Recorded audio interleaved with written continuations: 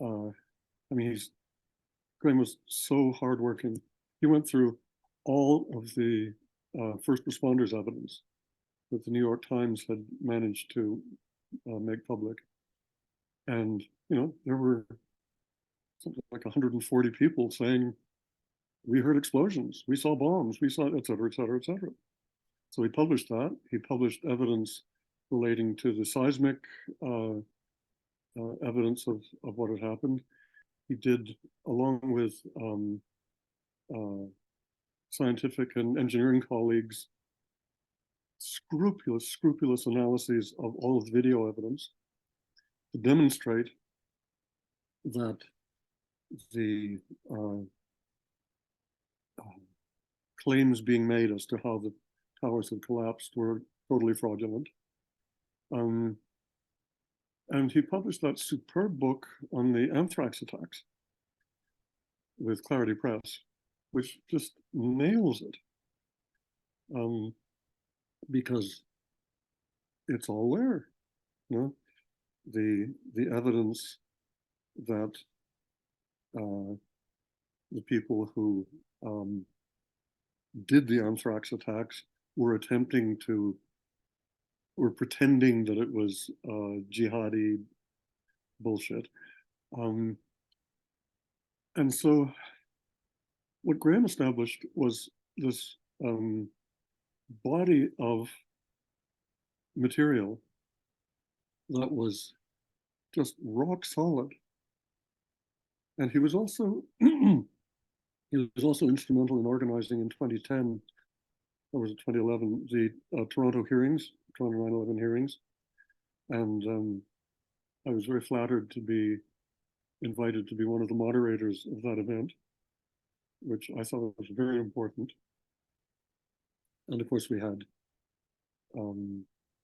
people who'd done peer-reviewed science. We had samples of 9/11 dust. Some of the scientists have brought with them.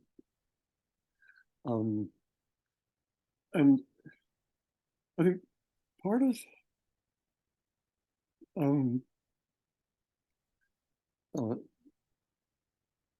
what's fascinating to me about Graeme is, as I was suggesting before we recorded, his steeliness, like so soft-spoken, but absolutely firm. I'm sure people, I know some of his academic colleagues tried to bully him. What a joke.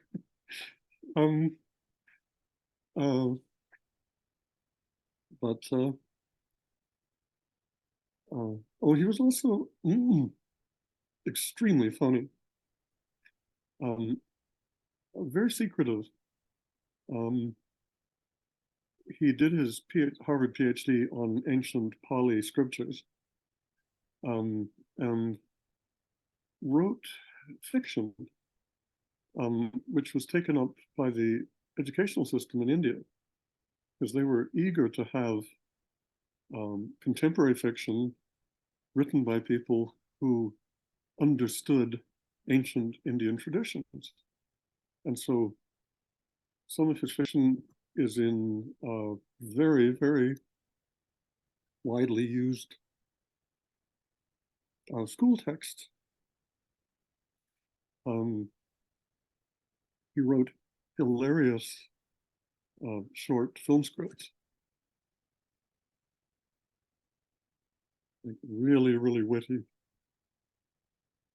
I felt a bit guilty actually with this brain tumor thing, because we both hooked up to the MAID program, and I thought, damn, Graeme's going to think I'm jumping the gun with this stupid brain tumor. And I hope I haven't pushed him into precipitancy with the maid business. But that wasn't the case. Graeme was in a lot of pain. He had, it's really tragic because he was a very late diagnosis. and the PSA, the prostate antibody readings that he was getting when he was diagnosed were just astronomical. And you know, he'd reached the point where he was in danger of sort of his thighs fracturing, that sort of thing. You know, the prostate cancer really starts to eat away at the bone. Um, but so he was very much in control of how he wanted it to sort out. I said something about his toughness, um, his his determination, um, his grasp of firm principle.